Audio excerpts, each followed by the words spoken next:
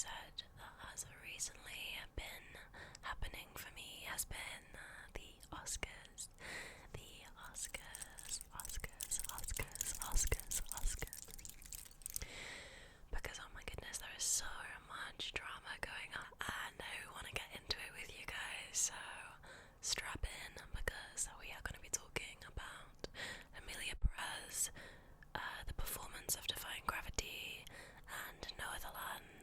Those are my three planned things that I want to talk about, starting with Amelia Perez, because you guys, if you are in any level of awareness about the Oscars this year, you will have heard of Amelia Perez.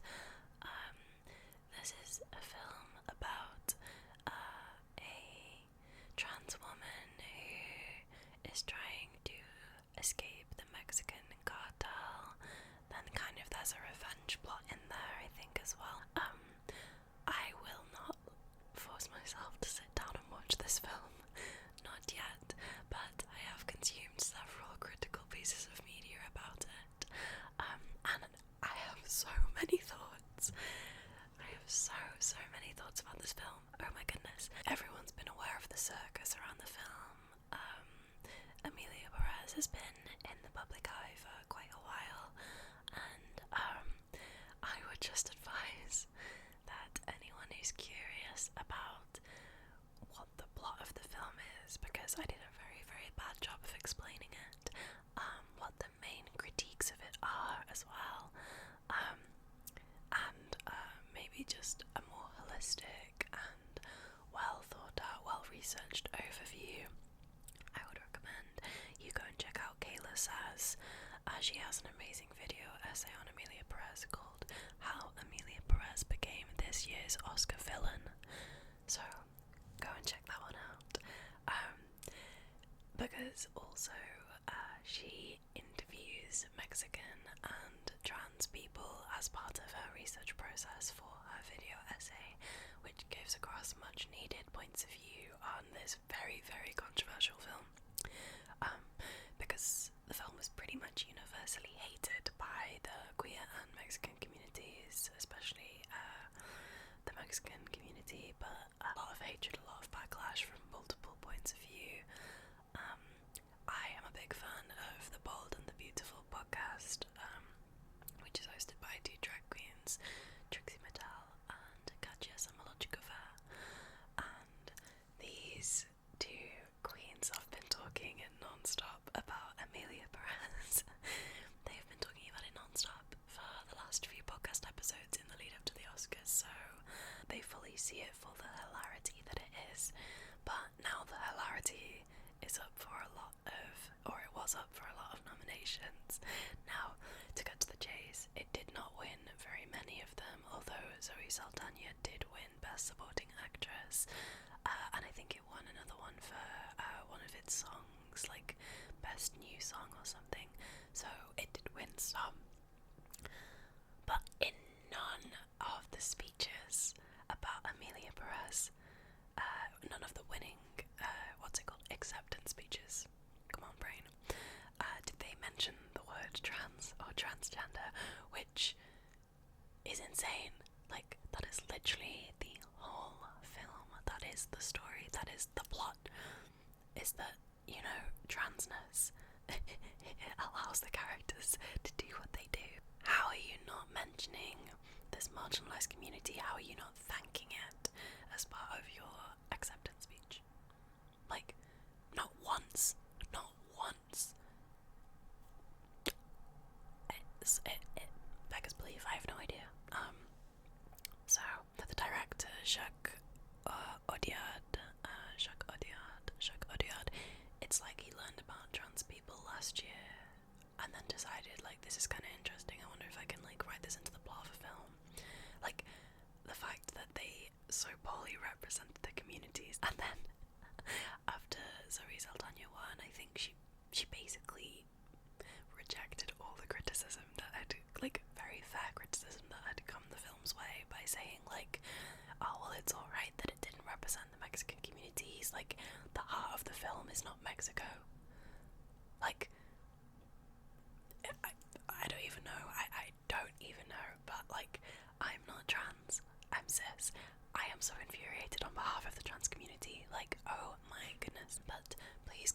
much go and check out the Kayla Says video on this, because it is so eye-opening, and it will really help you to understand just how much of a villain this movie was.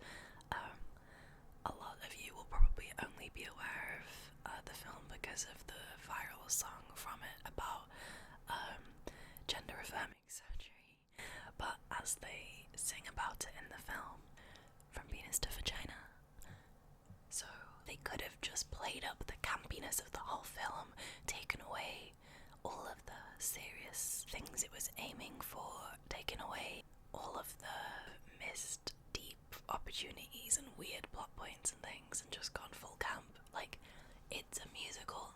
They could have gone just really crazy and over the top like they did with that one song, and then, as Katja would have said, the rest of it's completely boring, in my opinion. The fact that Amelia won anything is kind of insane. What can you do? It's Oscar bait. Of course, like, it's a musical, it's got, like, marginalised representation in it, or so-called representation, but, like, you have so many issues with it that I gotta breathe. So many issues. Also, the lead actress, Carla Sofia Gascon, had a series of tweets from 2020 and 2021 as well. Why did I say 2020? 2020. Where she essentially, like, makes really insensitive remarks about George Floyd and about Muslims and Islam, and I guess this pretty much, like, only contributed to the film's, like, eventual downfall and transformation into the Oscar villain of 2025. So that's not great either. But yeah, lots of issues, lots of points of contention when it comes to that film, and I don't like it. I don't like it. And I will never watch it, because I feel like I've heard so many things wrong about it that I don't want to waste that length of time, however many hours it is.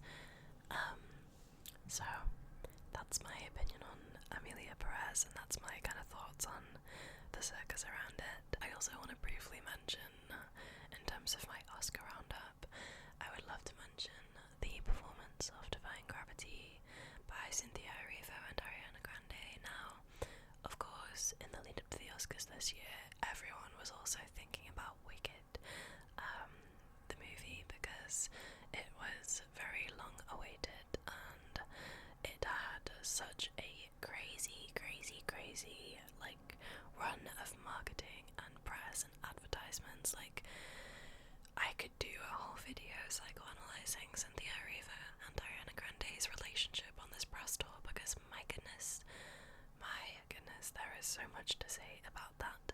Now, I want to focus in on their performance at the Oscars, because this is something that I have actually watched, and I, as a musical theatre kid, I thought that, like, it was actually very strong, and having seen the film Wicked as well, a lot of things about the film were done very well, and this performance at the Oscars was also done extremely well, and it was mostly Cynthia Erivo singing, so you know that you're in for a pretty good time when that's what's on the bill. But I have to say it, because I am not someone who can separate the art from the artist. I find that really, really difficult. I don't know if it's like an autistic, like, a strong sense of social justice thing, or if it's something else, but it was a very strong performance.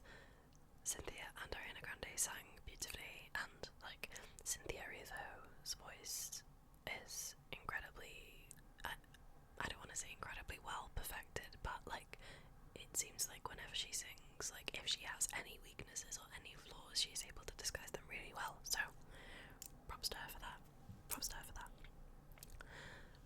These women's personal lives, however, I'm talking about specifically within the last, like, few years, I am not a fan of how they conduct themselves in their personal lives when it comes to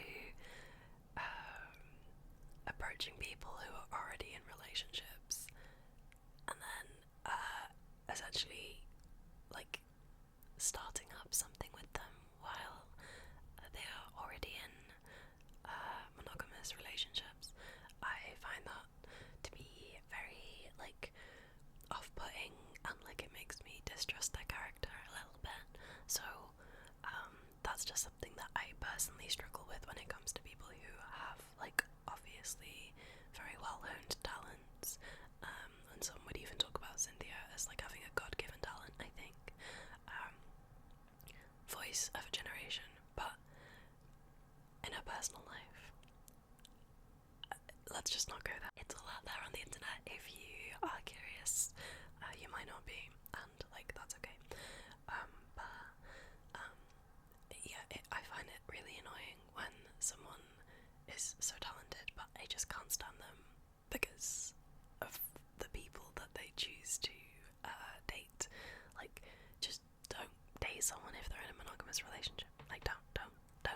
Why would you? Why would you do that? There's so many other fish in the sea. Why? Like, why? Just my opinion. Of course, just my opinion.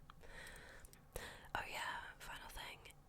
As she did her final battle cry, I could not help but hear Keke Palmer doing it. Like, in the back of my head, I was hearing her doing her imitation of it.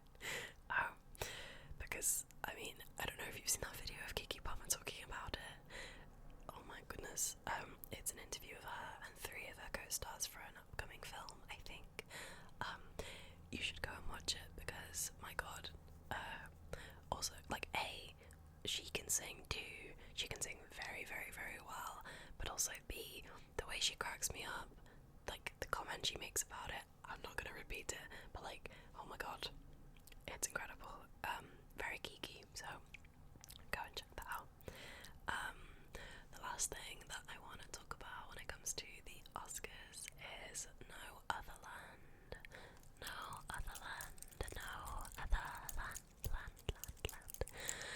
which is a documentary that looks at settler violence and Israeli demolitions of Palestinian homes in Gaza. As a preface, I am very pro-Palestine, free Palestine, because why would you not if you care about humanity at all, and if you care about genocide. I am so happy that this film won Best Documentary, and I think it helps to highlight a huge, huge problem of media censorship, because the fact that this documentary, No Other Land, won Best Documentary at the Oscars, but it still can't find a distributor for the US, is insane to me, and it really shows that certain people do not want stories of people in Gaza spread and any sympathy for those suffering in the genocide currently, which is troubling to say the least. It's almost like the media doesn't want us talking about Palestine and like wants us to forget that things are happening there. I couldn't possibly understand why that would be happening.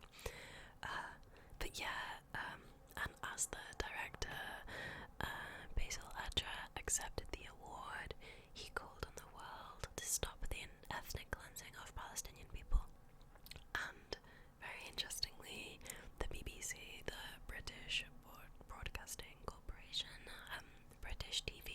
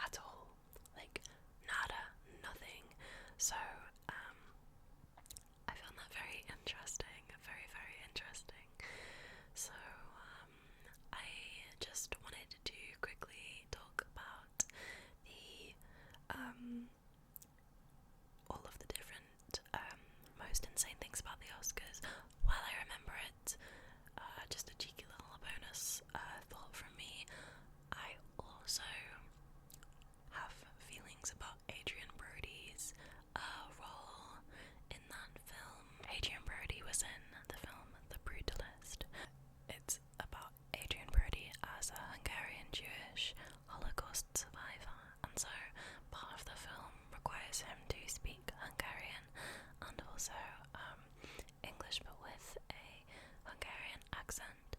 And having read about this a little bit, I think that the most controversial thing about this is that they used AI like in post-production to actually like modify his speech when he speaks Hungarian to make it sound more authentically Hungarian.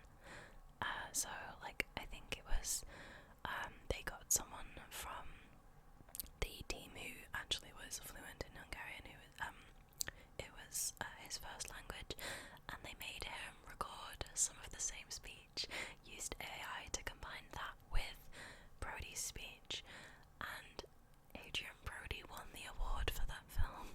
Like, he wins Best Actor. Brady won the award for Best Actor, so I guess it's fine now to just use AI to manipulate speech. And like, I find that really like unnerving, and it's like there's something in there that I just want them to be honest about, like maybe not having the best, like the most perfect Hungarian accent or whatever, or get an actor who actually has a perfect accent, like who is fluent in the language or who is able to speak it as best as you would want it, because it just feels very icky to win a role that you've been assisted with AI. Like, I don't know if I'm alone here, but I find it really controversial.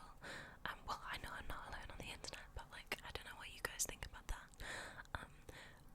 It just kind of rubs me the wrong way. There's something about it, not helped by the fact that his speech apparently broke the record for being the longest ever acceptance speech or something ridiculous.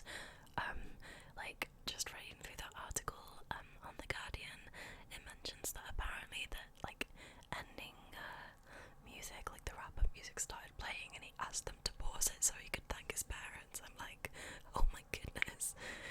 Like, no offense, man, you guys are great, I love you lots, but only a man would have the audacity to be like, no, can you stop the music, I want to thank my parents. Like when he's already spoken for way too long, or like an unnecessarily long amount of time. So that is my Oscars roundup and tea spelling sesh